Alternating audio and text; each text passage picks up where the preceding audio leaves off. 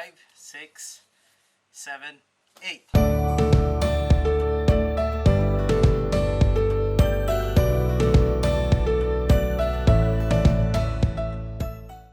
So hello friends, kamusta kayo? And welcome to our fifth episode. And thank you for all your support. Now, like what I always say, it's an honor and a privilege to share this journey with you in our desire, to reclaim that lost image of fatherhood. Um, Comparing to the task ahead, diba, of that humongous task ahead, this is a small thing.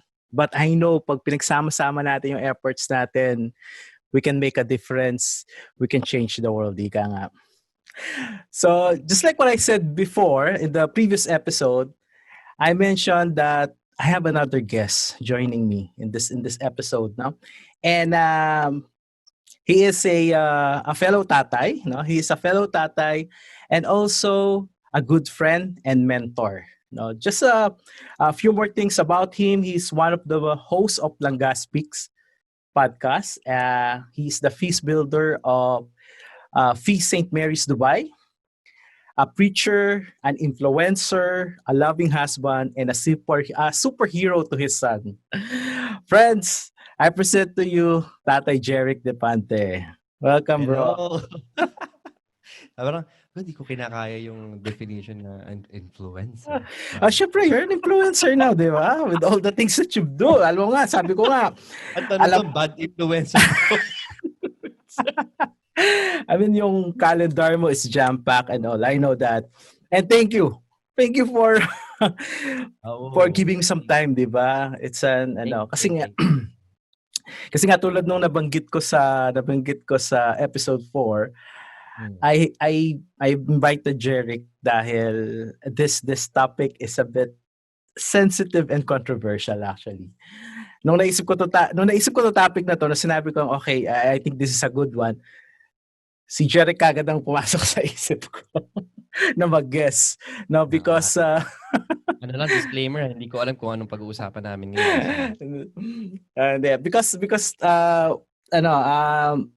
along with his wife, no, kaming mga kasama nila nakasama yung servant sa aming community, they introduce us to the teachings of St. John Paul the Great or Pope John Paul II on the theology of the body and the things that they have shared, no, the things that we have discovered together is really mind-blowing and really an eye-opener.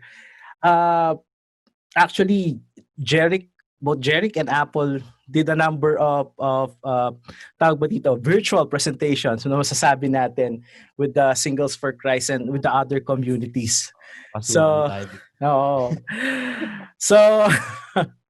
ano nga ba yung controversial topic na yon? Like what I mentioned, it's about sexual desire and lust.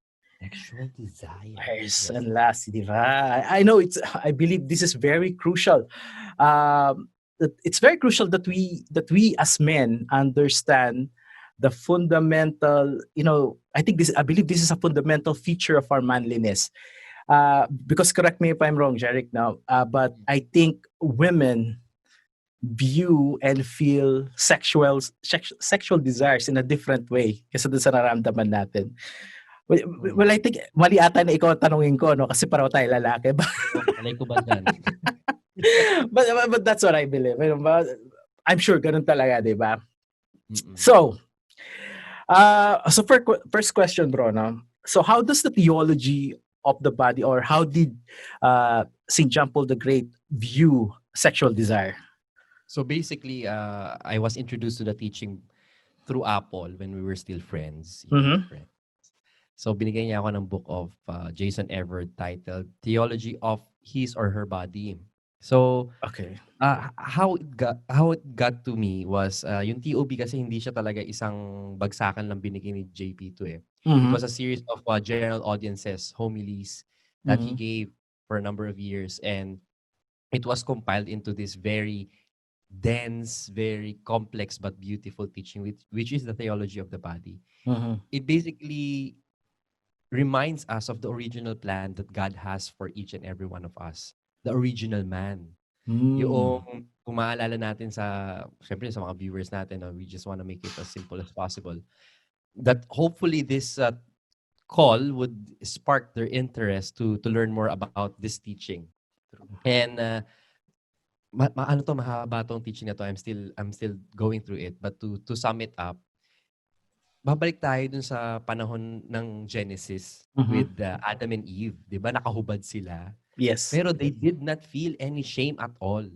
Correct. And POB presents it in a way that is, uh, you know, for us to be able to realize the real plan of God for the body, Mhm. for all of us, that we have to untwist sa mundo natin ngayon. Kasi sabi Mhm. mo nga, 'di ba, iba yung pagkakaintindi natin ngayon pagka bata pa lang tayo, 'di ba, pag makakita na tinatakpan agad yung mata natin. So Oo nga.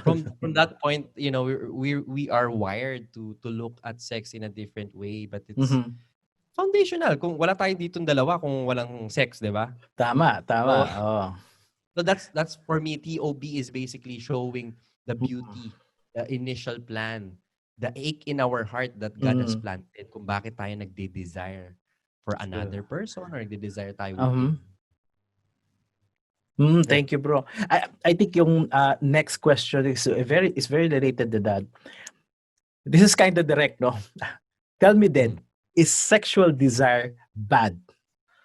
Hindi. Okay. Hindi. Theology of the body, once again, refers to that it's a gift from God. Mm. It's a matter of recognizing that it's a desire for the infinite. It's a Mhm. desire for God. Yung sexual desire natin, binigay yan ng Diyos sa atin as a pure gift for us to think of, to therefore explore more. Mhm. Yung parang mas isipin natin, bakit kaya ako may desire na ganito? Mm. Bakit kaya nilagay sa akin to ng Panginoon? Mm. Because it ultimately points to Him, which Mm. is this desire, if we let God transform it, it will take us to the stars, sabi nga ni Christopher West.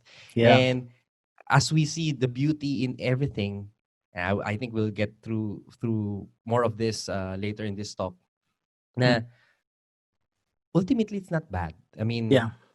as long as we direct it towards the infinite, towards God. Kasi Yes. pwede ka magkaroon ng sexual desire, ay, hindi pala masama. Oo. Pero there's another version. There's a very thin line that divides both. Mhm. Yung sexual desire na holy Mhm. and sexual desire na lustfully. Yes. So, True, oo. And also I if I may add to that, ito naman nabasa ko dun sa sinabi ni Dr. Scott Hahn. It was about looking at sexual desire under the tawag dito, under covenantal love, which materialize in marriage, no?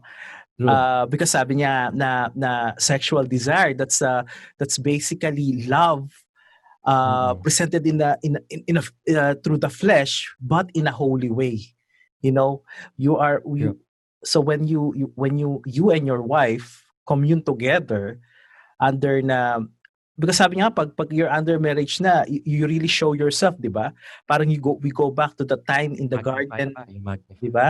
Yung Yes. kay Adam and Eve na naked sila, vulnerable, pero hindi sila nahihiya or ano, 'di ba? So it's the Mm. same thing with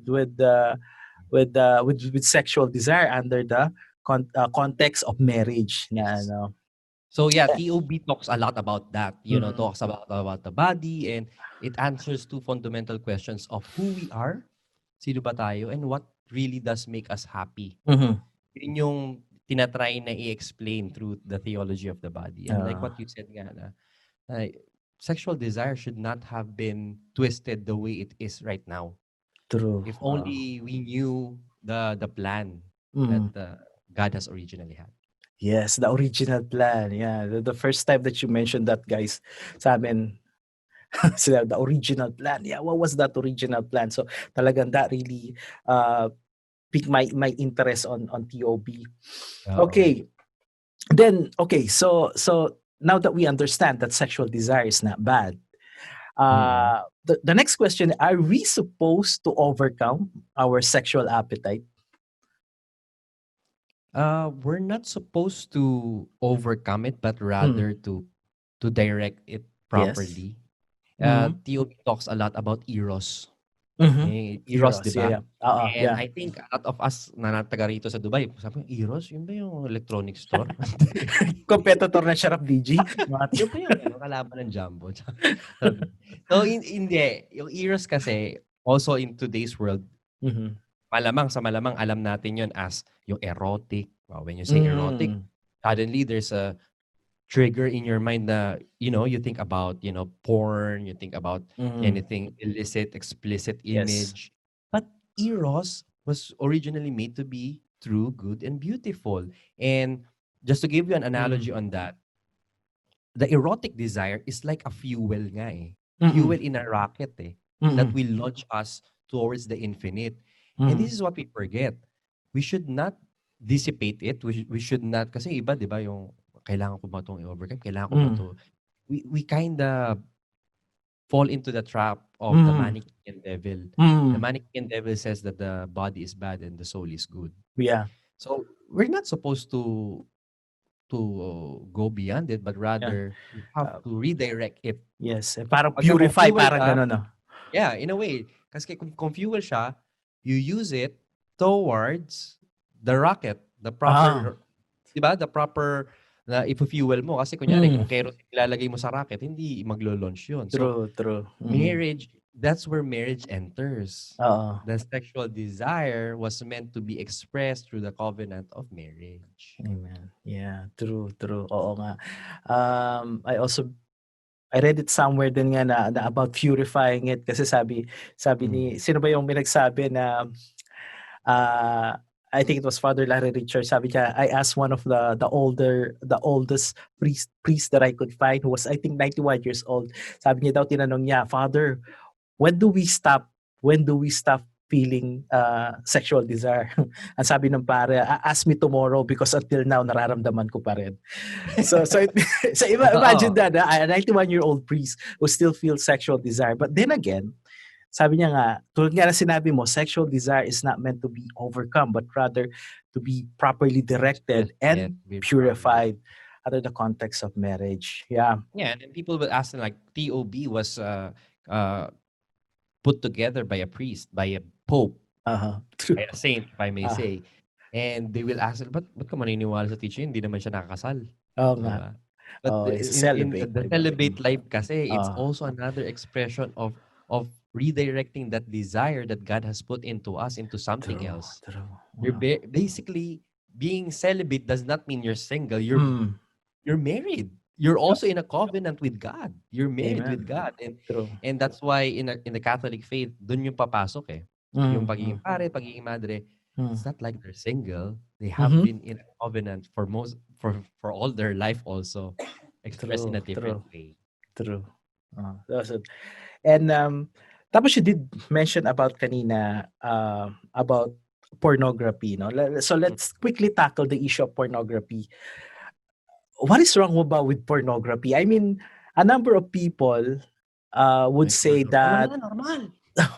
oh yeah, normal, di ba? Tapos sabi nila, halimbawa, like for example for us, yung mga OFW fathers na malayo sa Mm. pamilya, malayo sa Ah, asawa, di ba? O pornography na lang, at least hindi ako nang bababae talaga or di ba, wala akong ibang kalaguyo, di ba? So it's my way of coping up. Ano masama doon? So yeah, what is your take on that? uh, my take on pornography is it came from the word porneia. Mm-mm. Porneia means it's basically nung panahon ng ancient Jews, Mhm. ito yung engaged na kayo, betrothed na kayo. Okay. Kasi ang betrothal nun usually happens, it's a year-long process eh, bago Mhm, talaga mm. magsama Mm. at magsiping yung mag-asawa. Mm. Mag-ano na yun, engagement siya, pero as good as marriage na rin. And Okay. porneia happens when during that point na committed na kayo sa bawat isa, Mhm. something happened, may cheating na naganap, or you Hmm, slept with another person. That's okay. what porneia is. And in Mm. porneia, it's punishable by law Mhm. during that time. And it's a ground for divorce nung Hmm. panahon ni Cristo. Mhm. But the thing with pornography is it's also the corruption of a good thing. The Mm. corruption of the greatest good. evil is the corruption of the greatest Mm. good, which is eros. Mhm. Ang pornography kasi, the thing that is wrong with it is the intention to Yes. begin with. Uh-huh. The intention of pornography is always to arouse something in you, Mhm. mapalalaki man o mapababae, Mm. that is not of God, that is not pure. True. That is why, kung mapapansin natin yung mga Renaissance art, puro Mhm. hubad yan, Michelangelo, lahat yung mga yan, di ba? Mm. I went to Sistine Chapel, you look at it's a chapel, but when you look at the ceiling, puno ng mga hubad. Kita lahat, Oh, true. bearing everything. But, the interesting thing is, hindi ka maaaraw sa makikita mo. Oh. Why? Because the intention of Michelangelo in expressing those Mhm. nude paintings was to express the beauty of the human body rather than to Mm. arouse another person's inclination towards lust. True. So yun ang Mm. kaibahan nila. No. Yun ang kaibahan. I think it was also JP2 who said that the problem with pornography is that you sh- we show so much but we see too little. Sabi nga, Yes. we only see the Yes. body but we don't see the whole Mm. being, the soul. 'Di ba? Kasi nga Oo. sabi nga ni We don't see that full integration. Kasi full integration Oh. ng body and soul, hindi tayo magkahiwalay. Oh. Masyado tayo nagfo-focus lang my soul, kung ano man gawin ko sa katawan ko, it doesn't matter because Oh. my soul is of a different, ibang Oh. religion, ibang Oh. paniniwala din yun. Pero for us, we believe that body and soul are fully One. integrated. And the only point that it will separate is in death. In death, yeah. Oo. At saka also siguro, one of the things I learned then is, the problem with pornography is you take and take, 'di ba? You take someone, you use it to fuel your own desire, your own urges, wherein when you present,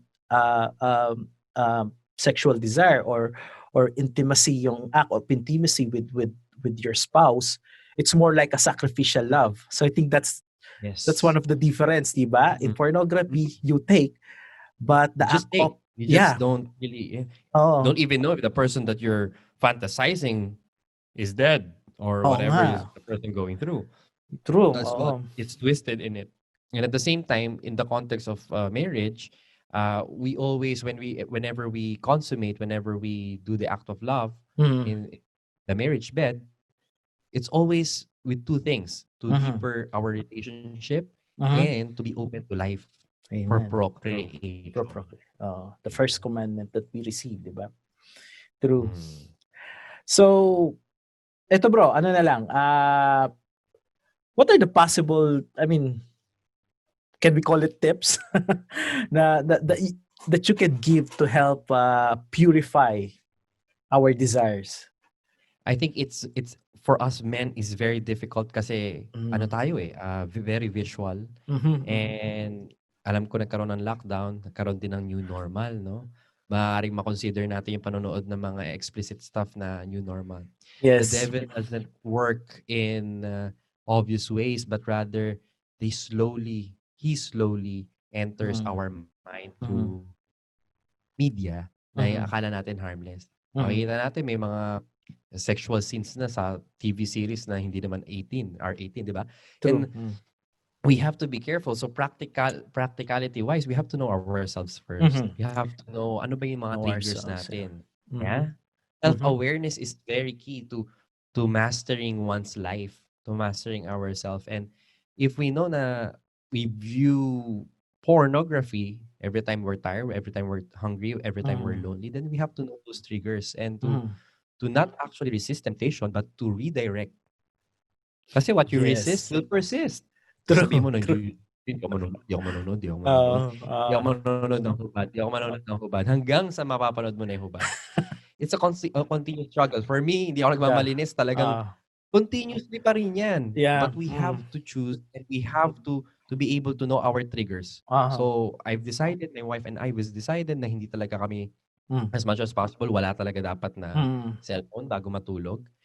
Kasi whenever they're asleep, I tend to browse ka lang ng Instagram until makakita mga suggested things na magti-trigger sa'yo. True. And practicality ba, especially sa mga tatay na wala yung mga asawa nila dito, Mm. maybe, you have to come up with some outlet of Mm. that extra energy. Mm. Not through masturbation, Mm.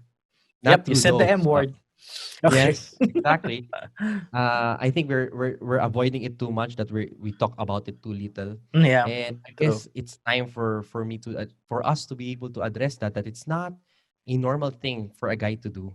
Mm-hmm. It's not True. what people say that it's healthy. Mm-hmm. Not why? Because it trains your mind. It trains your mind for na you can satisfy yourself. When you do that, what happens is when you get reunited to your spouse, Mm-hmm. wala na. Wala na yung drive because you have a twisted version of what really can Yes, arouse you. true. Oo. Everything is muscle memory. Mm. And the more you do it, the more you numb the Mm. real thing. Mm-hmm. The more you get the fake version of it, if I may say. True, true. So, Oo. ayun, siguro sa mga malayo nga, you have to have a passion project on the side, Mm. and you have to be connected more to your Mm. spouse, to Mm. reaffirm, to have a balance, check and balance type of thing. Mm. Sabihin niyo sa mga asawa niyo na, I really need your help on this Mm. one. Mm. So, True. yun eh, 'di ba? Mm. True. Totoo yung mga sinabi mo, bro. And if I can add, just so you know, yung mga viewers natin ngayon, actually Jeric is my accountability partner, no? When you say Yes. an accountability partner is sa kanya siya yung tao na pwede mong lapitan, pwede mong tawagan Yan. anytime. Pag halimbawa, let's say, Actually, may nakakaramdam. open hours naman yung office ko, pero Oo. Hindi yan, pero anyone, kasi kung na yeah. pwede ko siya tawagan, pwede ako mag-message sa kanya na, bro, please pray for me.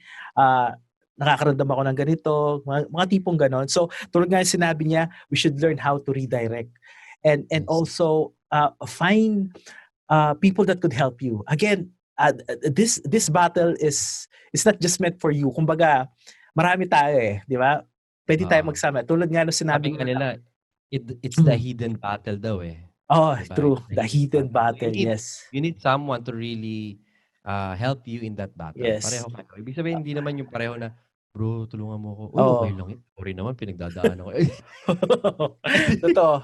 Oo. Wala magiging progress. Yes, it's very true. Tsaka sabi nga since it's called the hidden battle, no? And the enemy loves working hidden, 'di ba? In the darkness. Oo. But once you Hindi naman expose niya it, kayang hindi naman niya tayong diktahan eh. Hindi niya oh, tayo kayang kaya lang niyang bumulong. It's still i-influence up to us. tayo. Yes. It's still up to us kung papakinggan natin yung bulong na yun. Totoo 'yon, totoo 'yon. And also of course prayer. Na ako, I actively ask my wife to always pray for me. Sabi nga ng misis ko noong una, sabi ng misis ko, kaya mo yan, yun, no? Pero sabi ko sa kanya, hindi ako santo. Well, actually, kahit pala santo, nakakaramdam na gano'n. So, we cannot do it alone. We need the yes. grace of the Lord. We need the grace of God. Amen. Oo. To be a father talaga. Kasi nga, tulad na nasabi ko doon sa mga previous episode, the family, fatherhood, it's a holy vocation. And the enemy loves attacking it. He always attacks from the very beginnings, di ba? Di ba? Sa Genesis pa lang, di ba? He already attacked the family, which is I mean, that's saying a lot, di ba? To the how sacred the family is. That's true. So, yun.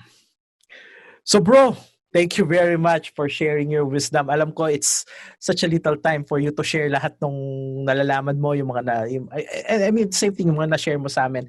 And sana na-pick namin interest nyo, di ba? Yes. We want to be as honest as possible, as truthful as possible. I mean, tatay na tayo eh. There's no need for us to filter out things that, exactly. And it's a reminder also that our bodies are not only biological, but also theological.